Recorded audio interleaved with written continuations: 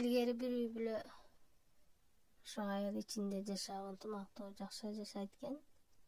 Бирок күйөөсү кичине ичи таарлык кылып, казан аякка, тамак ашка киришип, көп кылып койдуң, ысырап болот деп өтө эле көп иришип киришип, кичине мерездик кылып, ошо аралашып турат экен. Анан ошол күндө тамак аш кылса, тамагынан артып калат дейт. Анан сөзсүз түрдө адамдарга берип берет экен. Анан үйлөргө дагы тынымсыз меймандар келип турат экен.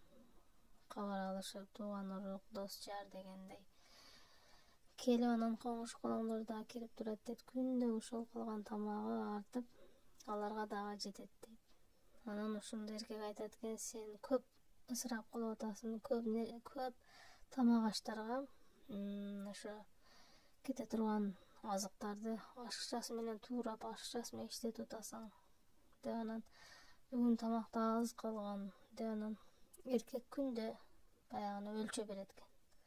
Ошентсе дагы келе берет экен коңшулар. Анан бир күн ошо күйөөсү айтат экен: эми тоого чыгып кетебиз, тоо жакта жашайбыз, эч ким барбайт, эч ким кабар албайт, ошол ысырапкорчулуктун алдын алыш керек да. Анан баягы аялын мажбурлап анан жайлоого чыгып кетишет дейт. Ошо күндө кылган тамак ашыга өлчөп даярдап берет экен. Кете турган азыктарды санап, анан даярдап берет дейт. Ушунан ашырбагын деп көз үмүттөп карап турат дейт. Анан күндөр өтөт дейт, айлар өтүп, анан жыл тогушуп жетейин деген учурунда анан ошо күндө өлчө берген тамак, өлчө берген азыктары өлчө бергендей болуп эле күндө бышып келаткан нерсе бир күнү суюк тамак кылган экен, 3 чыныга толуптур.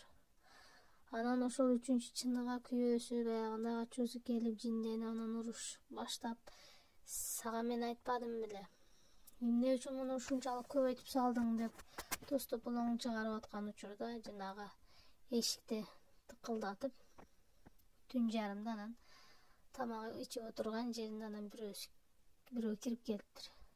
Кечиресиңер, ушу жолдон адашып калдым, бүгүнчө силердин үйүңөрдө түнөп турсам деген учурда эркек айткан экен: демек ар бир адам өзүнүн ырыскысы менен жолдо жүрөт экен деп. Анан макул деп киргизип жанагы жолоочуну.